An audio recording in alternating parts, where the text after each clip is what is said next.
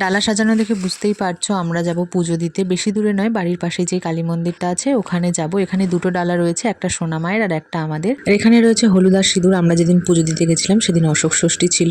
আগের দিন দইটা নিতে ভুলে গেছিলাম, সেই কারণে আমি চলে এসেছিলাম মিষ্টির দোকানে দই নিতে।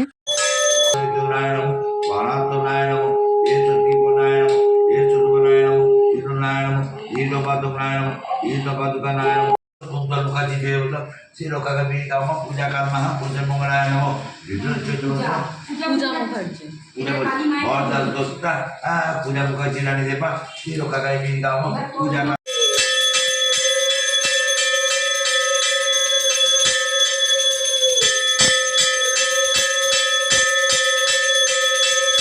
আমি শুধু কালী পুজোর অঞ্জলিটাই দিয়েছিলাম, মা আর সোনামা অশোক ষষ্ঠীর অঞ্জলি দিয়েছিল। দুপুরবেলায় আমরা সবাই খেয়েছিলাম ডালিয়া, আর যখন খেতে বসেছিলাম তখন কারেন্ট ছিল না। ষষ্ঠী ছিল বলে তো মা আর সোনামা ভাত খাবে না। ওই দিন রাতে সবার জন্য বানিয়েছিলাম লুচি, আলুর দম আর সুজি। ছোট কাকু আবার মিষ্টিও এনে দিয়েছিল।